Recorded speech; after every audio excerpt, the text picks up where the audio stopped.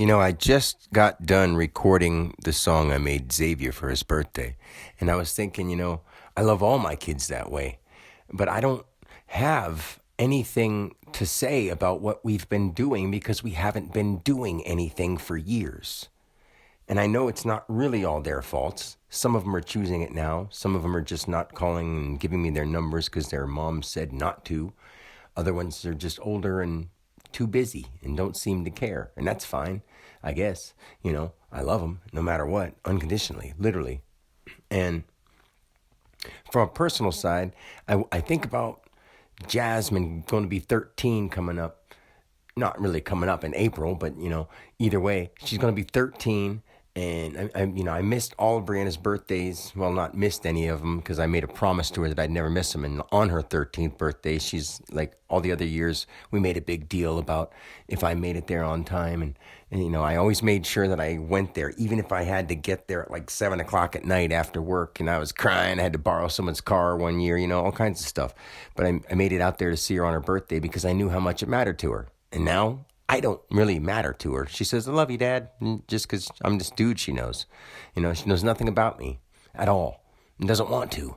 And I want to know her. And I want to know Matt. I want to know Oliver. I want to know Jasmine. I want to know Leo. I wrote Leo, the song, Mr. Leo, because he was turning 10. And that's going from a little boy to a little man, And it's like, I know it's just a year, but to him, it's a substantial thing. So to me, it's substantial. I love him. And if I could know that about anybody, just about anybody, I'd feel the same way because I do love people. But when it comes to my kids, I was there when they were born. I saw them as babies. They were mine, they were my little people. I helped bring them into this world. And because of that, not just because of that only, because they're awesome. And I want to spend my time with them. I've always had fun with them. It just changed because of the arguments with their moms. So now back to what I was saying about Jasmine is that when she's going to turn 13, I want to be there. And I don't think I should have to miss any more birthdays. I know the older ones are older, but I don't, like for the younger two or even for any of them that want to celebrate, I don't think I should have to miss the day because their moms don't like me and their sides of the family don't like me. The weird thing is they don't know me and they're too shy to talk. I just want to be like, hey, whatever happened before, we can get along now. Like the kids wouldn't it be cool this day and age if there was a family who actually wasn't like, we don't like each other, so we're not going to be around the kids with you around because we don't like you. And the reason is because you did this. Can't really name anything now, but because we don't like you. And that is just bullshit because that's happening in way too many families and ruining way too many children's lives because the parents don't want to work together on raising kids. Like, when I had kids, it didn't matter if I was going to stay with the person or not. I didn't plan on leaving either of them when we had the kids. But it didn't matter if I was going to end up staying with them or not. The kids I was going to be a father for. And not just by sending them money so they can neglect paying any attention to them and just get money. So that's why I stopped. I won't do it anymore. I'm not playing that game.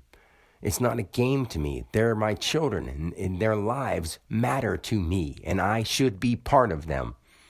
So I want to talk to them and say, hey, let's have a party here. And when you come, we'll do fun things. Let's not talk about negative subjects. That's the problem with most people is they talk about negative subjects all the time.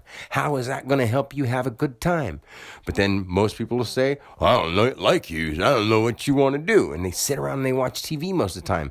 You can come over here and sit and watch TV in the house while I play with the kids outside every day. Get them active. They might sit around and watch TV too. And that's not what I want them to be like when they get older because everyone's going to be sitting in front of a damn screen and that's not going to be me and I hope it's not going to be my family. And I can help them do that. Be active out in the world, out in nature, doing things, traveling, having fun. We don't have to do all that, but we can do anything. And if we were together, I would bring out something even better in them. Their inner peace, where they wouldn't need any of that stuff. It would all just be a celebration of life with their family, with their friends, with the world around them, because we are one big family. And that's not a joke. Everyone just doesn't think of it. They don't want to. Because they're looking at problems. I don't want my kids to grow up looking at people who look at problems and becoming themselves people who grow up to just look at problems and talk about problems and talk about drama and look for other things that make them happy. They look at stuff so much that's negative and see so much negative stuff that that's all that's in their heads. So that's all they have to talk about. And if it's not that, it's something, you know, most people are after relationships or satisfaction in some way that takes their mind off of the stress and drama. And I can help them with that by disconnecting from the regular world for a while and finding what the actual world is. When you die, everything that made sense and was fun and all that kind of stuff during your younger life or even your whole life, if you never have a grip with reality, it's just not reality. And they're living in a world of fake reality. And I don't want to see that anymore.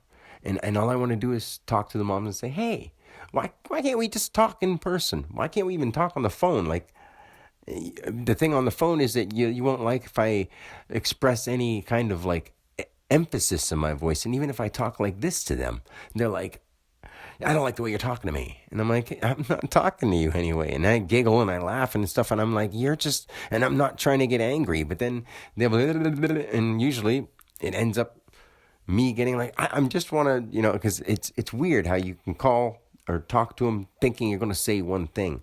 And then the way they act brings out something else. And it's just the way things happen. But I can't even get them to listen to anything I record, listen to anything I do. Not even my kids. No one pays attention. And it's not because they don't like me necessarily. It's because they grew up not paying attention to anything but their simple momentary needs or what they think should be cool and normal. And that's also falling into just a cycle of repetitive bull. And I don't want them in that. I mean, they can be in it, but I want them to see it for what it is so they can choose to when they want to. That's the kind of guy I am. I love my kids. So I want to see Matt, Oliver, Xavier, Brianna, Jasmine, and Leo all the time, as often as I can. And that will never change. And now I see Xavier once in a while because he works all the time now, and school and the schedules. And then everyone else, Jazzy and Leo, come every other week or every 2 weeks. And I see them once for 8 hours.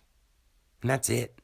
They can't ever stay over. They can't ever spend the night. They can't ever camp outside, do anything in the dark, watch anything late. They leave at 6. Come on. It's bullshit. Anyway, that's all I'm going to say. I love my kids. I love everything. Literally, I do. Don't know why they don't feel the same way. And it's okay. Peace.